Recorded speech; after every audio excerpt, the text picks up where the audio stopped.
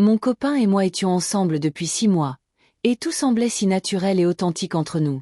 Pourtant, son amitié avec cette femme qu'il connaissait depuis 5 ans me rendait folle.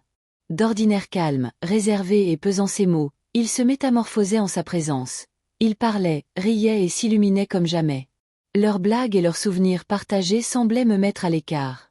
Lorsqu'il était alité à cause d'une fracture du pied, elle venait lui rendre visite tous les jours avec ses repas, et je voyais son visage s'illuminer à sa simple présence. Ce n'était pas seulement la nourriture, c'était la façon dont elle interagissait avec lui, dont elle partageait ses centres d'intérêt. Même si j'essayais de l'imiter en participant à ses activités, ce n'était jamais pareil. Le déclic s'est produit un jour où nous sommes allés manger une glace et où une personne âgée, une inconnue, a fait remarquer qu'ils formaient un beau couple. Il a pris ça à la légère, mais intérieurement, j'étais blessée et confuse. Je me demandais si je me faisais des idées, si j'exagérais, ou si quelque chose clochait fondamentalement dans leur proximité. Les conseils d'inconnus m'ont aidé à comprendre que, même si mes sentiments étaient légitimes, rien d'inapproprié ne s'était encore produit.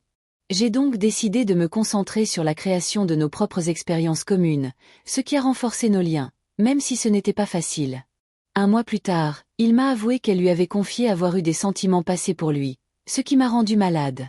C'était du passé, m'a-t-il assuré, elle n'avait jamais rien fait de concret, mais le moment était terrible car notre relation n'avait jamais été aussi solide.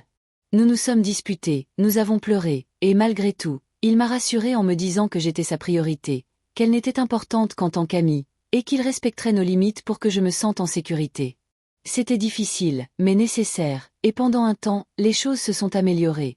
Notre relation était plus forte, plus intime et plus sûre. 9 mois plus tard, la fragilité ressurgit lorsqu'il la contacta sous prétexte de donner une « chance » à leur amitié après un décès dans sa famille.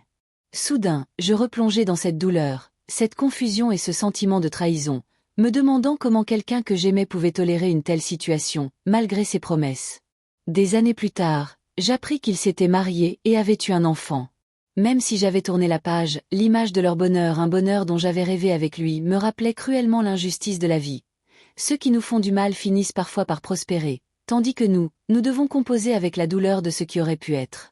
J'essayais de trouver du réconfort dans la logique, dans l'espoir d'aller de l'avant, dans l'acceptation que le karma n'est pas toujours réel, mais la blessure persistait.